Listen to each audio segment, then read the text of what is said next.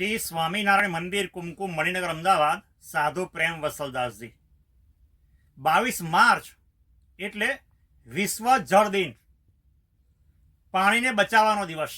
આ દિવસ એટલા માટે ઉજવવામાં આવે છે કે એનાથી માણસને પાણી બચાવવામાં પ્રેરણા જાગે છે અને સારા વિશ્વની અંદર આ દિવસ ઉજવાય છે.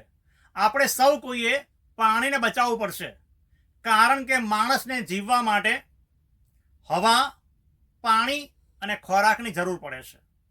આજથી વર્ષો પહેલાં જુઓ, તમારા દાદા હતા, એમણે પાણીની નદીઓ જોઈ હતી. તમારા પિતાએ પાણી કૂવામાં જોયું, તમે પાણી નળમાં જોયું. તમારા બાળકો આજે પાણી બોટલમાં જોઈ રહ્યા છે, પણ ભવિષ્યમાં એના બાળકો પાણી શેમાં જોશે? જો પાણી બચાવીશું નહીં તો તમારા બાળકોને ભવિષ્યની અંદર હથેળીમાં પાણી જોવાનો વારો આવશે. માટે આપણે સૌ કોઈની ફરજ છે કે આપણે સૌ કોઈએ પાણી બચાવીશું.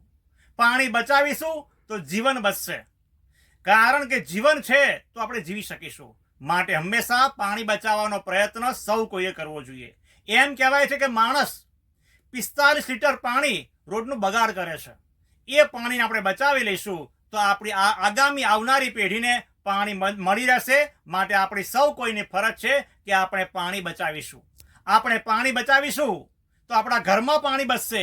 ઘરમાં પાણી બચાવીશું તો સમાજના માણસો પણ જાગૃત થશે અને ભવિષ્યમાં આપણે પાણી બચાવો એનો ફાયદો આપણને સૌ કોઈને મળશે. તો પાણી અવશ્ય બચાવવું જોઈએ.